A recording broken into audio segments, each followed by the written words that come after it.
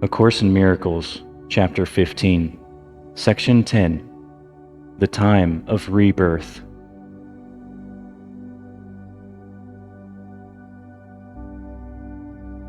It is in your power, in time, to delay the perfect union of the Father and the Son. For in this world the attraction of guilt does stand between them.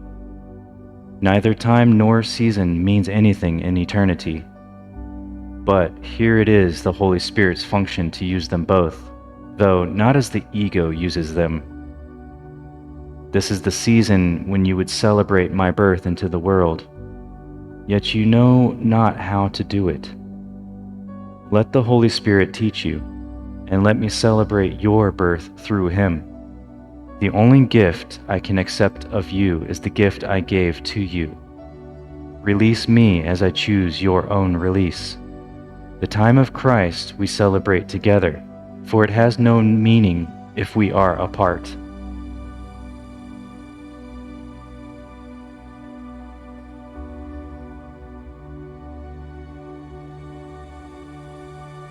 The holy instant is truly the time of Christ, for in this liberating instant no guilt is laid upon the Son of God, and his unlimited power is thus restored to him.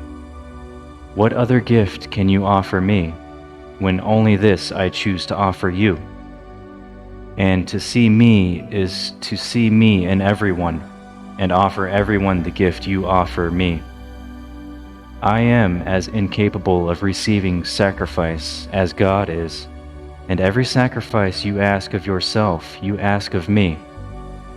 Learn now that sacrifice of any kind is nothing but a limitation imposed on giving, and by this limitation you have limited acceptance of the gift I offer you.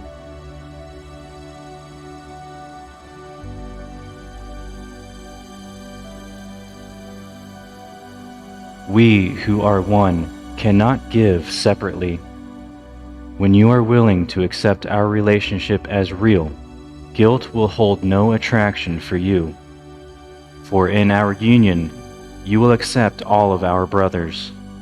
The gift of union is the only gift that I was born to give. Give it to me, that you may have it. The time of Christ is the time appointed for the gift of freedom, offered to everyone, and by your acceptance of it, you offer it to everyone.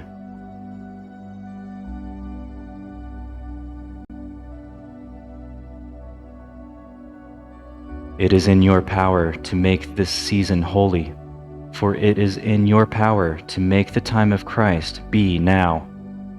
It is possible to do this all at once, because there is but one shift in perception that is necessary, for you made but one mistake. It seems like many, but it is all the same.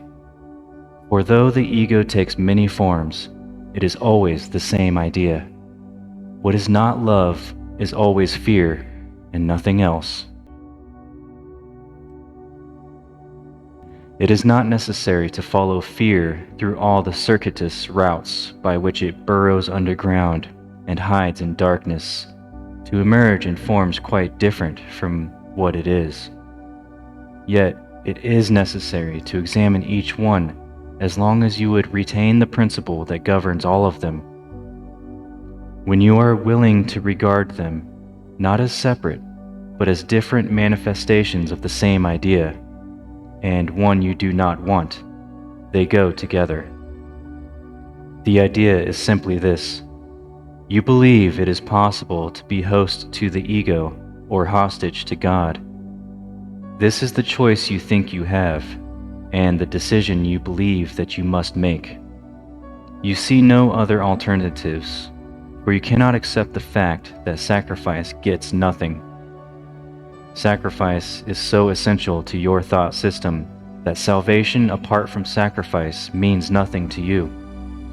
Your confusion of sacrifice and love is so profound that you cannot conceive of love without sacrifice. And it is this that you must look upon. Sacrifice is attack, not love. If you would accept but this one idea, your fear of love would vanish. Guilt cannot last when the idea of sacrifice has been removed. For if there is sacrifice, someone must pay and someone must get. And the only question that remains is how much is the price, and for getting what?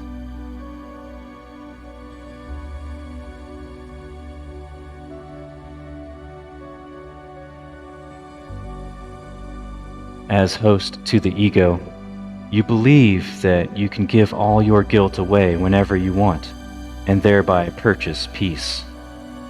And the payment does not seem to be yours.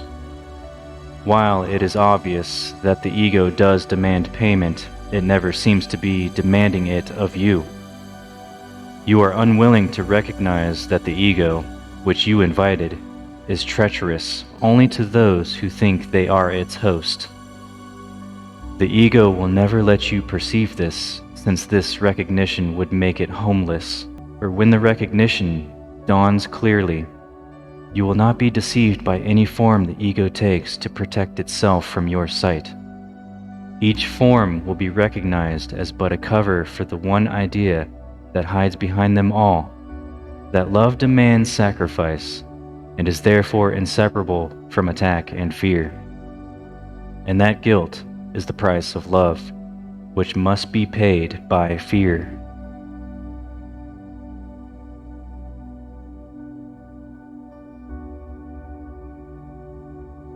How fearful then has God become to you, and how great a sacrifice do you believe His love demands? For total love would demand total sacrifice. And so the ego seems to demand less of you than God, and of the two is judged as the lesser of two evils, one to be feared a little, perhaps, but the other to be destroyed. For you see love as destructive, and your only question is who is to be destroyed, you or another. You seek to answer this question in your special relationships, in which you seem to be both destroyer and destroyed in part, but able to be neither completely. And this you think saves you from God, whose total love would completely destroy you.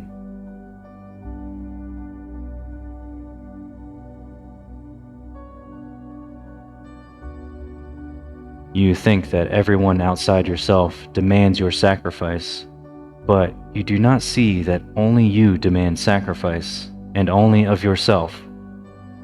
Yet the demand of sacrifice is so savage and so fearful that you cannot accept it where it is. The real price of not accepting this has been so great that you have given God away rather than look at it. For if God would demand total sacrifice of you, it seems safer to project Him outward and away from you, and not be host to Him. To Him you ascribed the ego's treachery, inviting it to take His place to protect you from Him. And you do not recognize that it is what you invited in that would destroy you, and does demand total sacrifice of you. No partial sacrifice will appease this savage guest, for it is an invader who but seems to offer kindness, but always to make the sacrifice complete.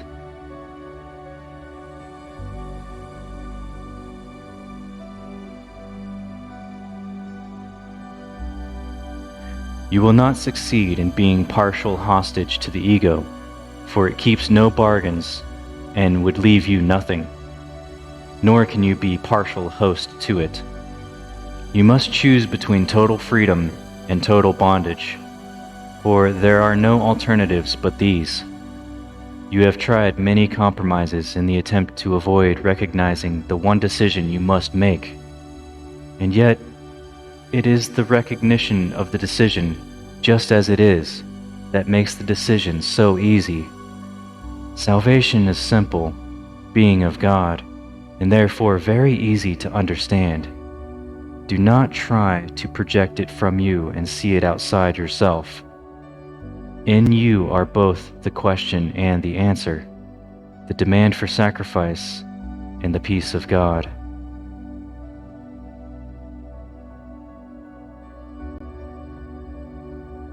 This concludes Section 10.